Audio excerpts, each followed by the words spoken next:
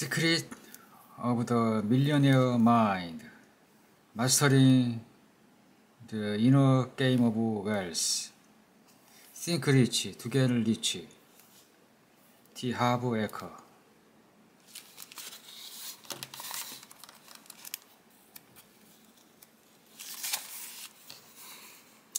The second influence modeling. The second way we are conditioned is called modeling. What were your parents or guardians like in the arena of money when you were growing up? Did one or both of them manage their money well, or did they mismanaging it? Were they spenders or savers? Were they shrewd investors or were they non-investors? Were they risk takers or conservative?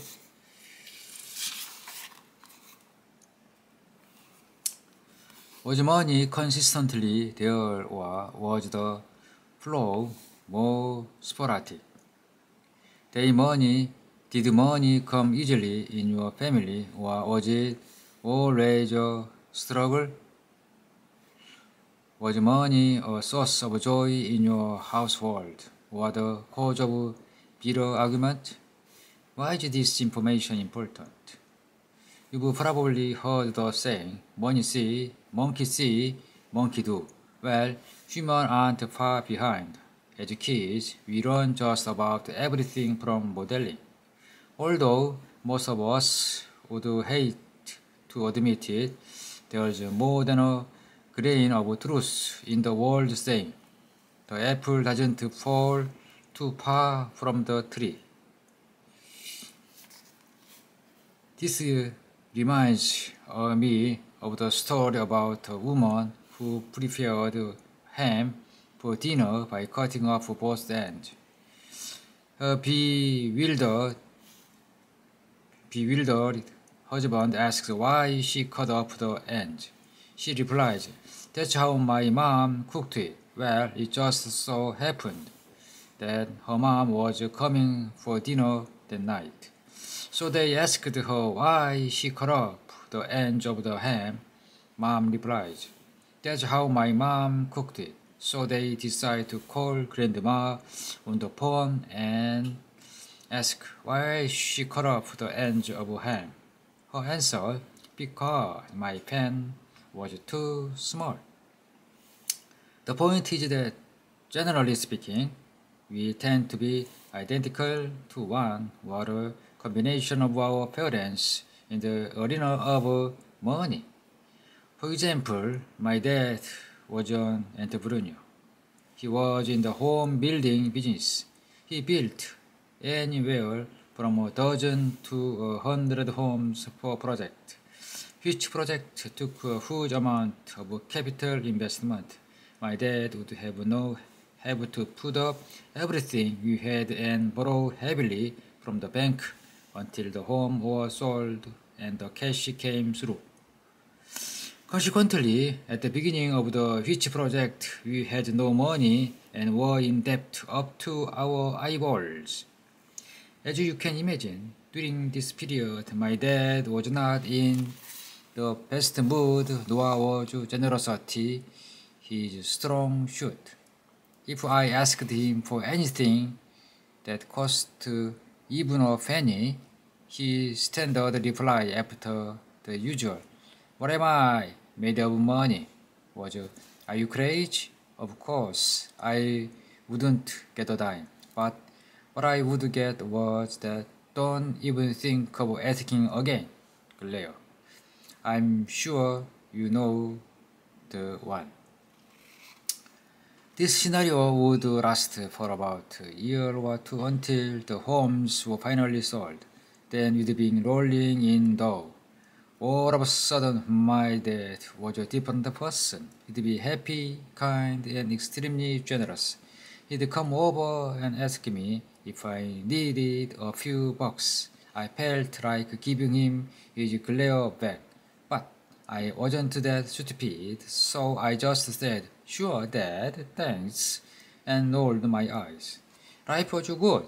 until the day when he come home and announce, I found a good piece of land. You are going to build again. I distinctly remember saying, Great, Dad, good luck. And my heart sank, knowing the struggle that was about to unfold again. This pattern lasted from the time I could remember when I was about 6 until the age of 21, when I moved out of my parents' house for good. Then it stopped, or so I thought. At 21 years of age, I finished school and became, you guessed it, a builder. I then went on to several other types of project-based businesses.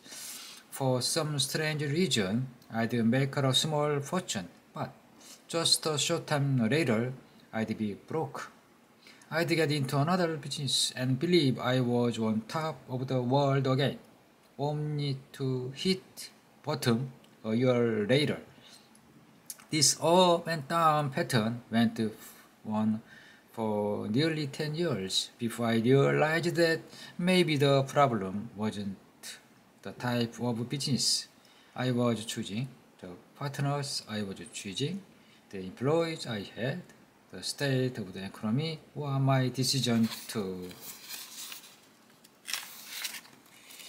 take time off and relax when things were going well. I finally recognized that maybe, just maybe, I was unconsciously reliving my dad's up and down income pattern. All I can say is, thank goodness I learned what you are learning in this book and was able to recondition myself out of that yo-yo model and into having a consistently growing income. Today, the urge to change and things are going well and to sabotage myself in the process still comes up.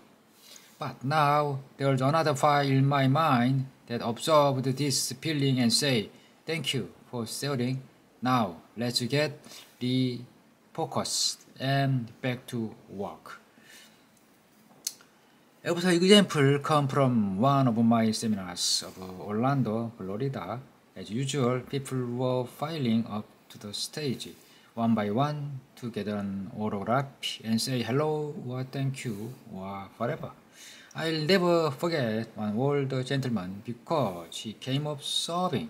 He could barely catch his breath and kept wiping his tears with his sleeve. I asked him what was wrong. He said, I'm 63 years old and I've been reading books and going to seminars since they were invented. I've seen every speaker and tried everything they taught. I've tried stocks, real estate, and been in over a dozen different businesses. I went back to university and get an MBA. I've got more knowledge than 10 average men, yet I've never made it financially. I'd always get a good start, but end up empty-handed. And in all those years, I never knew why. I thought it must just be plain old stupid until today. Finally, after listening to you and doing the process, it all makes sense. There's nothing wrong with me. I just had my dad's money blueprint stuck in my head, and that's been my mnemonics. My dad went through the heart of the Depression era. Every day he would try getting jobs or selling things and come home empty-handed. I wish I would have understood modeling and money patterns 40 years ago. What a waste of time, world and learning and knowledge have been. He began to cry even harder. I replied, no way is your knowledge a waste of time. It has just been latent, waiting in mind bank, waiting for the opportunity to come out. Now, then you've formulated a successful blueprint. Everything you've ever learned will become usable, and you will skyrocket skyrocket to success. For most of us, when we hear the truth, we know it. He started to lighten up and began breathing deeply again. Then a big grin came across his face. He gave me the biggest hug and said, "Thank you, thank you, thank you." Last I heard from him, everything was booming. He has accumulated more wealth in the last 18 months than in the past 18 years combined. I love it. Again, you can have all the knowledge and skill in the world, but if your blueprint isn't set for success, you are financially doomed. We often get seminar participants whose parents were involved in World War II and who lived through the Depression. These people are often in shock when they realize how much their parents' experience have influenced their beliefs and habits around money. Some spend like crazy because you could easily lose all your money, so you might as well enjoy it while you can. Others go the opposite route. They hoard their money and save for a rainy day. A word is of wisdom. Saving for a rainy day might sound like a good idea, but it can create big problems. One of the principles we teach in another of our courses is the power of intention. If you are saving your money for a rainy day, what are you going to get? Rainy days? Stop doing that. Instead of saving for a rainy day, focus on saving for a joyous day or for the day you win your financial freedom. Then by virtue of the laws of intention, that's exactly what you will get. Earlier we said most of us tend to be identical to one or both parents in the arena of money, but there's also the flip side of the coin.